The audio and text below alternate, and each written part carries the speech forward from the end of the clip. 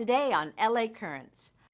From union organizing to city council, Hugo Soto-Martinez explains how his mission for reform has evolved and how understanding his district needs and concerns have been a priority for him since his election. Next, Abigail Marquez joins us to show how her Community Investment for Families Department has made breakthroughs in dealing with poverty by using innovative and community-driven programs to reach over thousands of Angelenos. But to start, more than 50 years ago, the first Pride Parade started right here in Los Angeles. It sent waves across the nation and is a constant reminder of the importance of celebrating freedom of expression, identity, and love. The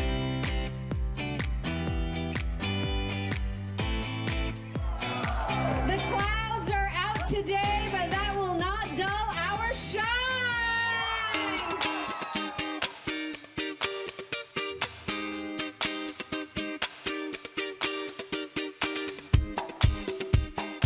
Today in Hollywood, we are celebrating Pride, and we've completely taken over 2023 Pride!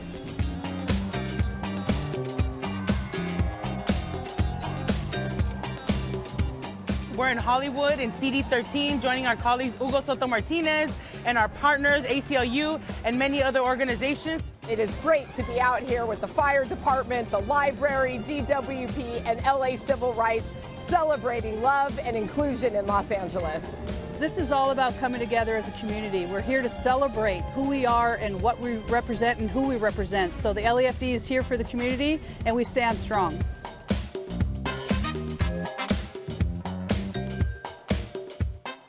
This is actually the birthplace of the first Pride Parade in the city of Los Angeles. So I'm excited to bring community together and really highlight the historical significance of this district and just have a great time. Enjoy the day. It is colorful and we're all here to celebrate one another.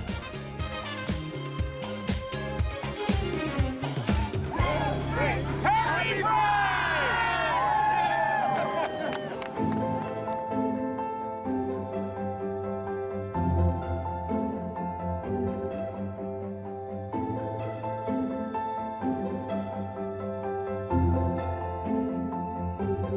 Can you imagine they're trying to outlaw this? To ban drag? What would happen on a Sunday without drag brunch? These people are hateful because they know they're losing. We are on the winning side because love always wins. Love always wins. We stand against the hate. We stand against the hate that knocks on our doors every day, but we come here to celebrate because we know what the LGBTQ community is about. It's about people. It's about human rights. It's about treating everybody with the dignity and the respect that they deserve, period. Now, more than ever, it's important that the LGBTQ community come together and not only feel supported, but feel celebrated. There are far too many pieces of anti-LGBTQ legislation working their way through our government. That's not what we're about. It's certainly not what Hollywood is about. We can't just stand in rhetoric and in words. We have to show up and be present in events like these to show that we got your back. We are all here without fear, no matter how much hate there is out there.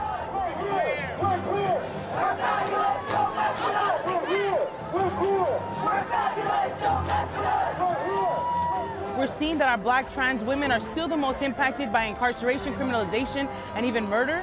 And so we need to step up in this moment to make sure those communities are safe. Especially in this moment in time where there's so much hate going around, that we fight back and do as much as we can. I think it's important to remember that Pride started as a protest. Pride started as a riot. Pride was about liberation of the LGBT community. Always build community, always fight, always lead from a place of love, and never, ever, ever stop until you win what you're fighting for. Is that right?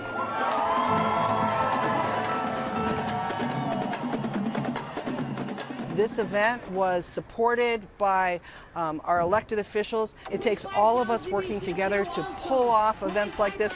We're going to have a fantastic time, and you do it here at LA Pride, you can do it everywhere. My path to allyship is very personal. It's one that you would understand better than I.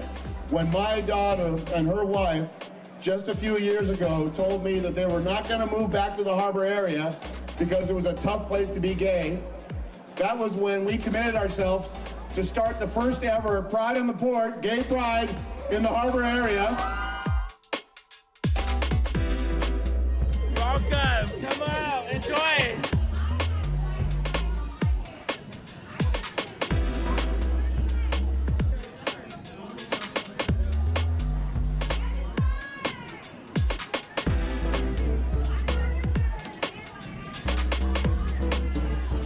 We brought Pride to the harbor, and every day, every way, we are watching you, we are loving you, and we are trying to emulate all of the great things that the community does. It is all about recognizing the advancement of overall inclusion. That's why we're here today, to come together as a community to support one another and to include everyone. Learning to appreciate people for who they are, not how they want to live or love. That's what we should just do to everybody, accept everybody. We are all just one being. We're human beings supporting each other. Show love. Love is grander than anything else. People recognize the importance of being here, one, to celebrate community, but also to uplift and create safe spaces for our LGBTQIA community. One of the major things we're trying to rectify now is getting Prop 8 out of the Constitution. We got to restore, in our state constitution, as you all know, unfortunately, it's still on the books that it's illegal to get married if you are of the same gender. We need to get that evil Prop 8 out of the California Constitution. As Senator Allen said, we need to defeat that. It's going to be on the ballot coming up soon. And we're going to get that stain of bigotry out of the state constitution forever.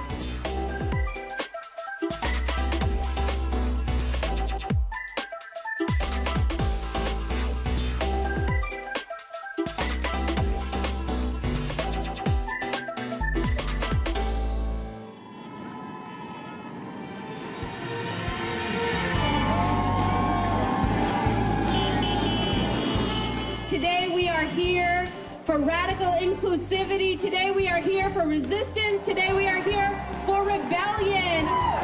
To the Black, brown, and queer organizers of color, we see you, we love you. To Indigenous communities that have been embracing Two-Spirit identities for hundreds of years, we see you, we love you. To the trans community that is fighting back every day for the freedom to be who you are, we see you, we love you, we support you, we lift you up.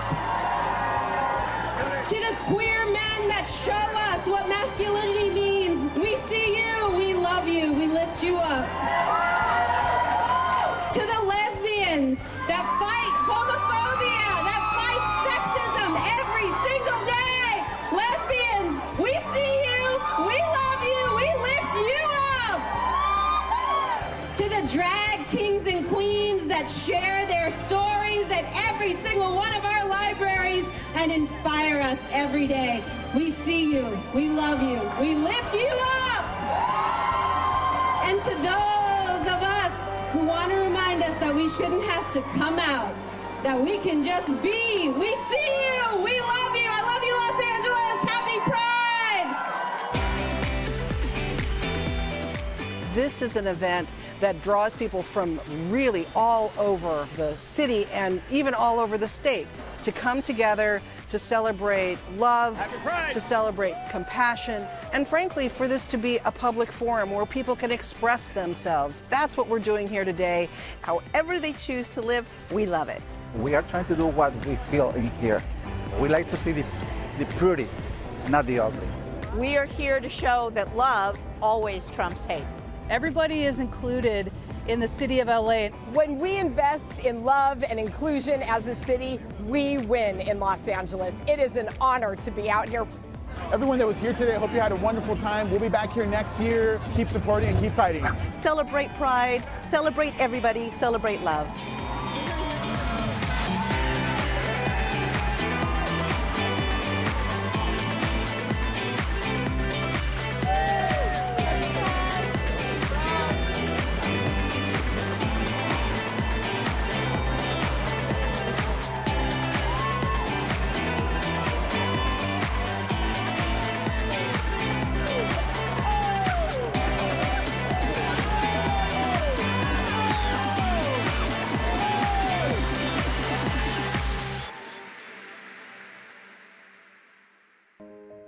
Channeling his organizing experience on a larger scale, Councilmember Hugo Soto-Martinez is committed to looking at the bigger picture.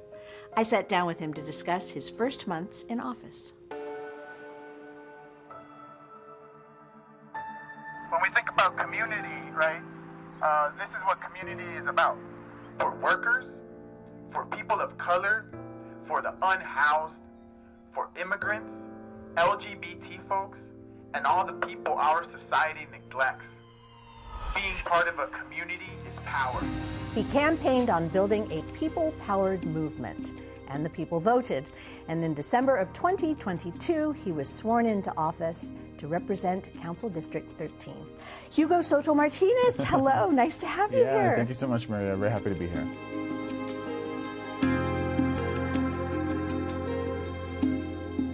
Okay, so there is the idealistic vision of, I can do this, something can happen, we can do change. And then there's the, now I'm sitting in the chair for 6 months and I'm seeing, how the machine actually operates. How's it feel? I still feel the most optimistic that I've ever been in my whole life. But, the machine is real. Being an organizer is different than governing. Nobody ever does it alone. They do it because we're a community, and so we're trying to build that community in City Hall. I still wake up every day inspired and ready to fight, and I haven't given hope, and I think we're going to make a lot of positive change. Homelessness, affordable housing, community safety, huge problems. How are you seeing District 13 fitting into the mayor's initiative? I think we have a lot of alignment with the mayor. My Inside Safe executive directive and initiative represents a citywide, proactive, housing-led strategy to bring people inside from tents and encampments for good and to prevent encampments from returning. We did an Inside Safe in our district, and we talked to 65 people during our Inside Safe operation. 64 people took the housing, which to me was not a surprise. I've read the studies, and when you give people adequate housing, people take it. It's when the housing is inadequate or is a shelter bed or just a congregate shelter, when they should have our housing should look similar to our housing. The other part that has been a learning curve is really coordinating all the different service providers in the district. A lot of folks don't know this, but within CD13, we have over 40 service providers that are dealing with the homelessness issue. And so what we did that was very different from my predecessor is we hired 3 full-time staff, and all they do is homelessness. They take the calls from the constituents. They work with the different service providers in the area. It's like what we're trying to do is have like a conductor for the orchestra of the folks doing the work, and so far, it's been pretty successful. Do you know how the 64 are doing right now? Because you said 64 out of 65 took. Are they stuck? Did they stick? Staying in a good way. Yeah, so they're still at most of them are still at the Hotel Silver Lake. They're on process to go on to permanent supportive housing, which does take time. You got to get your paperwork and your documents and do the whole thing that the county does, but they're on their road to permanent supportive housing, which is all good news.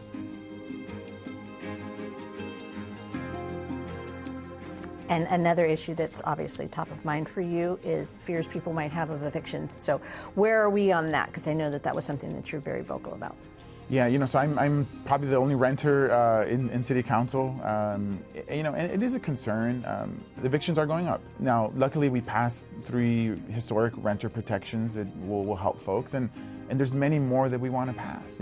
For one that we should absolutely have is if someone is being evicted or going through eviction proceedings, that they should have an attorney. The landlords, most of the time, they have an attorney. Sure. And so when you go, it's not going to be a fair fight. And in New York, where they implemented this, found that over 80% of the folks that had an attorney with them were not evicted. But to get to truly affordable housing, we got to really look at different kind of models. Land trusts or social housing or using our vacant land to do 100% affordable, for 99 years. We got to do it all.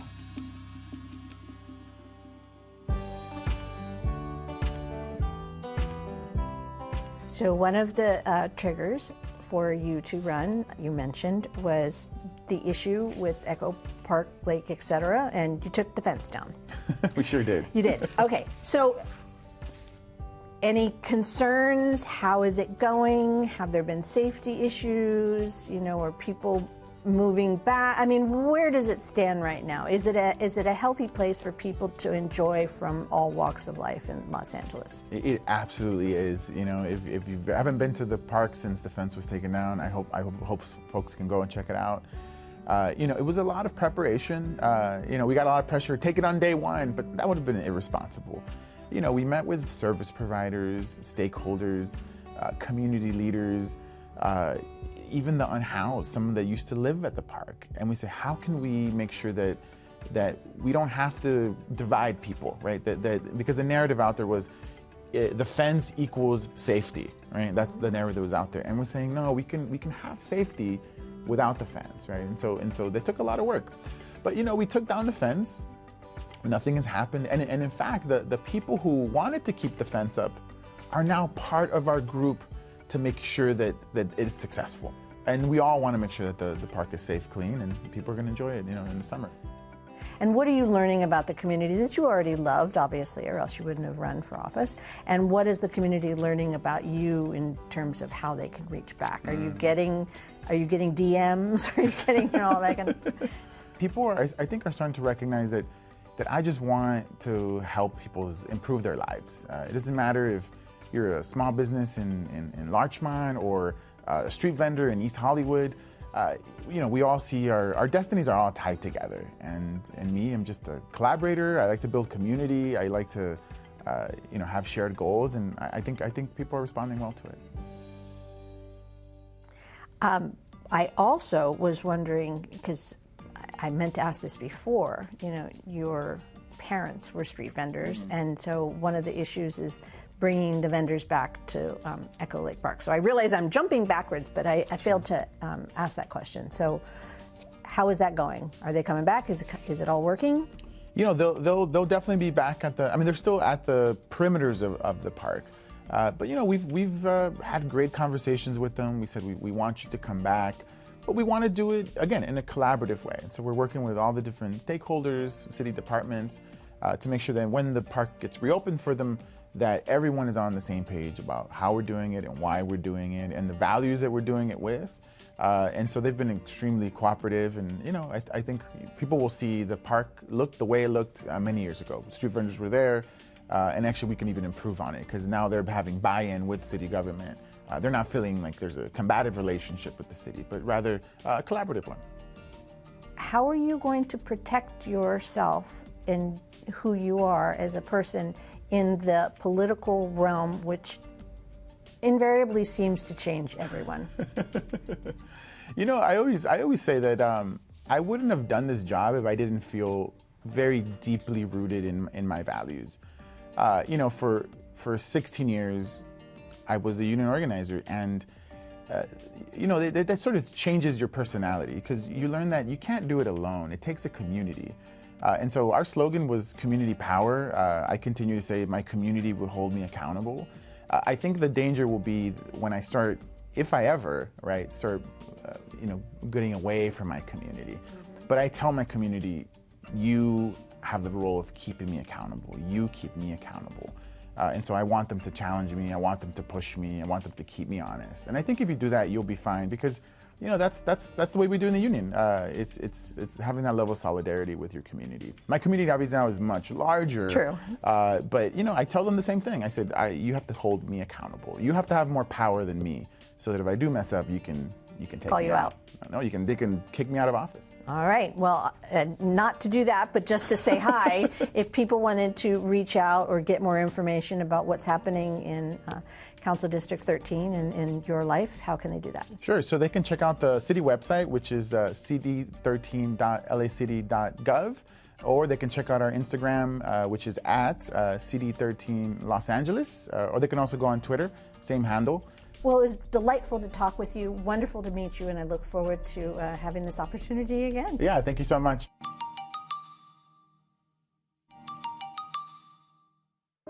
When tackling systemic issues like poverty, Abigail Marquez leads with an enduring optimism and an eye for efficient systems. Let's get to know more about the city's new Community Investment for Families Department.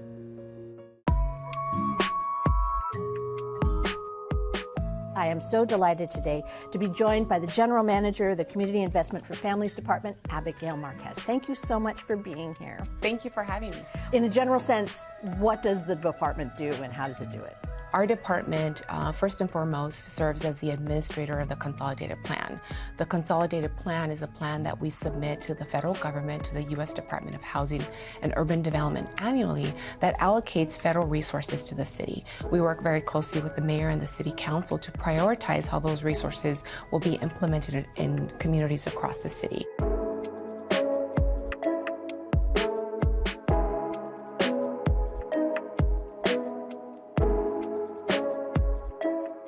We are currently managing over $250 million in federal, state, and local resources. We support the integration of these services across 20 city departments, and we support over 100 community organizations across the city. Very proud of the fact that as a new department in our first year, we served over 70,000 Angelinos through our programs.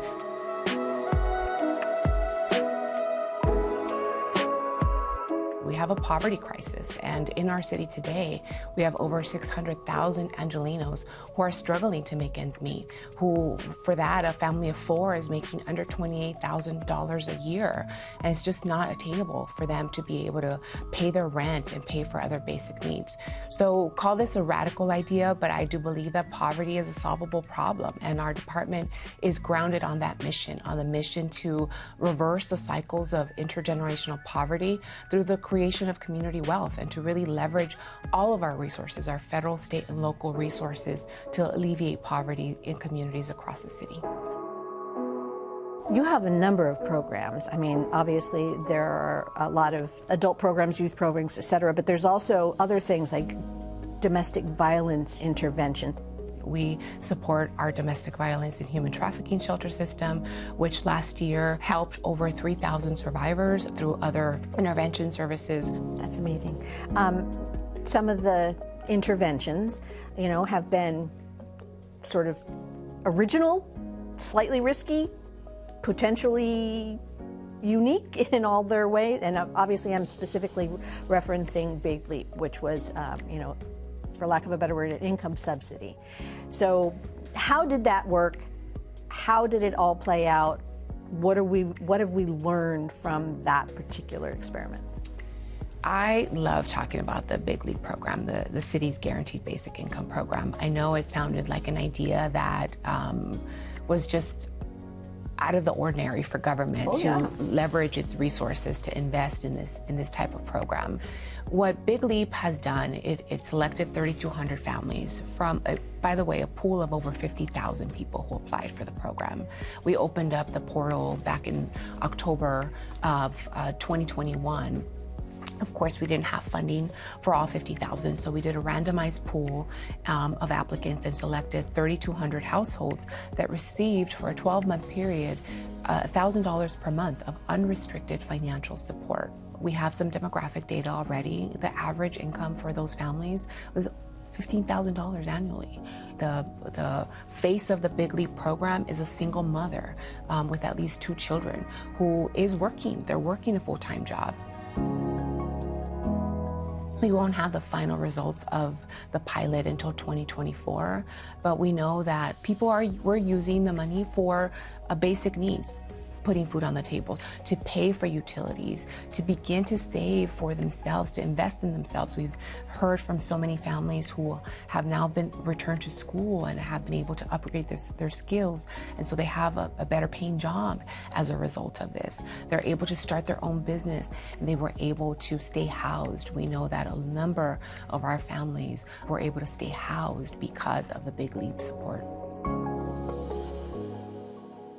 These are families that are making $19,000, $20,000 a year, working full-time, and still unable to make ends meet. We have the opportunity to change the narrative around how supportive services are provided and let Angelinos know that we trust you, we believe in you, and we know that you are the best person to make decisions to address your family's needs. We have to start thinking in a different modality, and that's kind of one of the things that you as an individual and your service to the city of Los Angeles seem to really have in your back pocket. I mean, you come up with some very innovative programs or support innovative programs, and one of the ones is the Youth Savings Program.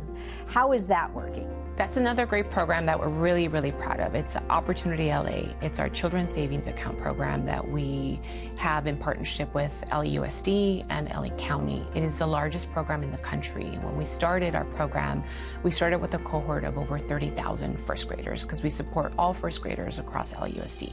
And that includes 33 cities. It's not just our city, but it's 33 cities across the county that are part of the Los Angeles Unified School District. It has grown now to over 100,000 accounts that we have opened up in just this short period of time, in 2 years.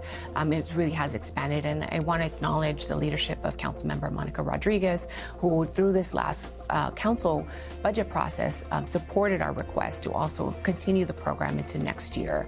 So we're going to be able to onboard another 30,000 first graders. And the impetus behind the Opportunity LA program and the movement, really, there's over 30 cities and states across the country that have implemented college savings account programs. Of course, San Francisco being the first. Their kindergarten to college program has just graduated its first class, their first 12th grade class. And that is the investment that we're making through the Opportunity LA program, is that we're investing in our future workforce, the future generation of our city. So how does it work? How do you keep track of those accounts for as long as, they keep them, need them, and want them? Yes, so we work very closely with LAUSD, and the program is universal. So we automatically enroll all first graders into the program. Again, we're reducing barriers. We're not asking people to navigate through more paperwork, to find the program, to see if they're eligible. It's universal. All first graders are automatically enrolled. We use the data that is provided to us by the school district, and we enroll all incoming first graders each year. What are you seeing coming through in the most recent survey that you did, and how will you be able to apply that to the services that you want to provide? We have to center our work on the perspective and the voices of the people that we're intending to serve. We have to make sure that it's grounded on what they need. The priorities have not changed. The priorities are consistent with a survey that we conducted in 2021 for the last 5-year plan, and that continues to be priorities around the production of affordable housing, and of course the preservation of housing to keep people housed, to continue to protect tenants and their rights as tenants, to continue to, of course, to address homelessness, and to also look at prevention, which we're doing more and more of each day, and then to continue to invest in neighborhoods. So that is the work that is still has been elevated as priorities through that community engagement process, and those are the priorities that will be included in this next 5-year plan. Are you optimistic? Because sometimes it seems the problems are outrunning the solutions. I am an eternal optimist. I think you have to be, especially if you are tackling some very, very challenging systemic problems.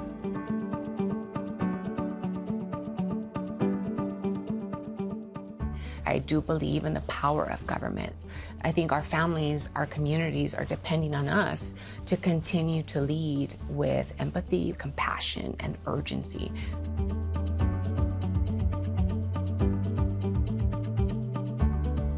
I have a team that is also looking at me and my leadership in how I will guide the work that we have before us.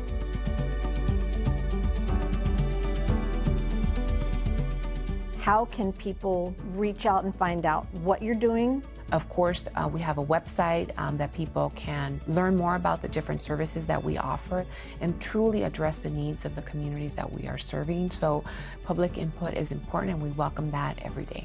Well, thank you for taking all this time, and I can't wait to have the opportunity to hear updates in the future. Thank you. I would love the opportunity to come back.